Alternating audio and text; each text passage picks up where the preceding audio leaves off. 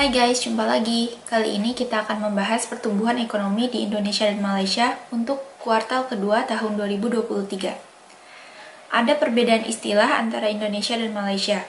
Di Indonesia dikenal dengan istilah Produk Domestik Bruto atau PDB.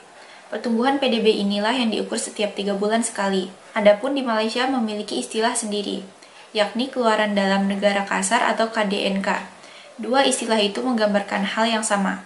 Nah, pada kuartal kedua tahun ini, pertumbuhan ekonomi atau KDNK Malaysia hanya 2,9%, adapun Indonesia mencapai 5,17%. Yuk kita simak video berikut. Namun, pada suku tahun kedua 2023 menunjukkan satu trend sederhana dan juga trend penurunan di mana kita mencatatkan 2.9%, dan ini sebenarnya menimbulkan persoalan mengenai prestasi KDNK negara ini. Apa mungkin faktor-faktor yang menyumbang kepada penurunan angka ini dan juga bagaimana unjuran pada suku tahunan seterusnya. Dan bagi mengulas berkenaan prestasi KDNK suku kedua 2023 ini, berada dalam talian sudah pun bersedia iaitu Dr. Muhammad Afzal Nizam Abdul Rashid, Ketua Ekonomi dan Kewangan Sosial Bank Muamalat Malaysia. Assalamualaikum, apa khabar Doktor? Waalaikumsalam, saya baik. Doktor, pastinya Doktor bukanlah individu asing bersama kami dalam membahaskan isu-isu berkenaan dengan prestasi ekonomi dan KDNK ini. Jadi kalau kita lihat pertumbuhan perlahan ini hampir sama seperti waktu COVID-19 yang lalu. Mungkin Doktor boleh bantu kami untuk faham apa punca kepada pertumbuhan yang perlahan ini, Doktor? Okey, kalau kita lihat data yang disebutkan tadi itu, kalau kita cerakinkan lagi pendetilannya itu, ekspor dan import bagi tempoh suku kedua itu mencatatkan suatu penurunan yang agak drastik lah, iaitu 9.4% pada suku kedua dari ekspor, begitu juga dengan import menguncuk sebanyak 9.7%. Jadi maksudnya ekonomi luaran untuk Malaysia ni terkesan akibat apa yang sedang berlaku di luar sana, seperti kelembapan ekonomi di negara China sebagai contoh, dan kemudian ini situasi kecairan yang agak ketat disebabkan oleh peningkatan kadar faedah yang agresif bagi negara-negara maju. Dan kalau kita lihat negara-negara serantau juga, dari sudut ekspor dan import tu memang seiring dengan kita mencatatkan suatu penurunan yang negatif. Jadi secara ringkasnya memang negara kita sebuah ekonomi yang sangat-sangat terbuka. Jadi apa sahaja yang berlaku di luar sana akan mereka secara langsung. Namun begitu dari segi permintaan domestik, ini saya nampak ada yang kata itu masih lagi dalam keadaan yang positif, tapi masih juga menunjukkan momentum yang memperlahan lah, terutamanya bagi perbelanjaan swasta. Seterusnya, kalangan penganalisis menunjurkan ekonomi Malaysia berkembang antara 4.0% hingga 4.3% bagi 2023, serta memberi pandangan berbeza mengenai prospek kadar dasar semalaman OPR. Ini susulan pertumbuhan keluaran dalam negara kasar KDNK suku kedua 2023 yang lebih perlahan daripada dijangkakan.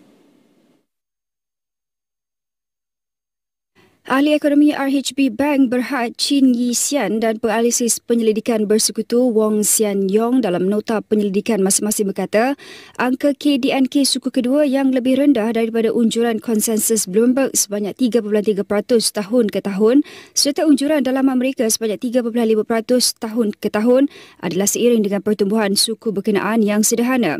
Mereka berpendapat ini berikutan kelemahan dalam permintaan luaran selain normalisasi perbelanjaan pengguna di peringkat domestik. Berikutan perkembangan itu, mereka menyemak turun unjuran pertumbuhan KDNK 2023 kepada 4.3% daripada 5.0% tahun ke tahun sebelum ini kerana menjangkakan perbelanjaan pengguna yang terus menyederhana dalam suku ketiga 2023.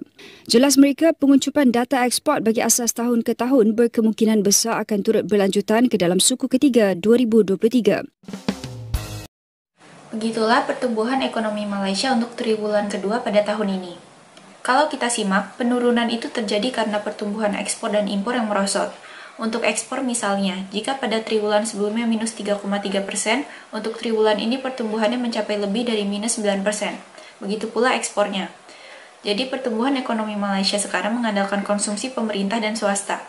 Hal yang sama juga terjadi pada Indonesia. Pertumbuhan konsumsi pemerintah dan konsumsi rumah tangga amat tinggi. Bedanya, penurunan pertumbuhan ekspor impor di Indonesia tak sebesar Malaysia. Angkanya untuk Indonesia hanya sekitar minus 3%. Secara umum, ekonomi Malaysia amat bergantung dari situasi ekonomi global. Itu yang menjelaskan pertumbuhannya naik turun amat drastis. Sementara pertumbuhan ekonomi Indonesia relatif stabil di kisaran angka 5%. Yuk kita lanjut lagi ya. Capaian ini menandai pertumbuhan kita di atas 7% sudah 7 triwulan berturut-turut. Di atas 5%. Dan capaian itu diperoleh Indonesia, dan Indonesia kembali menjadi upper middle income country berdasarkan data daripada World Bank di akhir Juli 2023. Jadi kita di angka 4.580-an. Nah, fundamental ekonomi kita solid, dan kita lihat pertumbuhan kita hanya di bawah China 6,3% ataupun Uzbekistan 5,6%. Beberapa negara lain seperti Vietnam, Amerika Serikat, Singapura, bahkan Jerman masih mengalami kontraksi. Nah, tentu kita lihat juga tingkat inflasi kita salah satu yang terendah di 3,08 bandingkan dengan negara Jerman yang masih di 6%, atau yang sedang kena hiperinflasi kayak Turki itu yang 47%.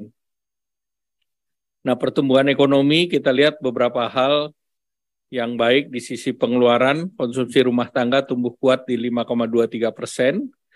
Kemudian peningkatan aktivitas masyarakat selama libur Lebaran maupun hari libur lainnya, dan pembentukan modal tetap bruto yang mencerminkan aktivitas investasi, dan juga pertumbuhan daripada konsumsi pemerintah sebesar 10,62% secara year on year. Dari segi lapangan usaha, seluruh sektor tumbuh positif, terutama sektor transportasi dan pergudangan itu ekspansif 2 digit, 15,28%.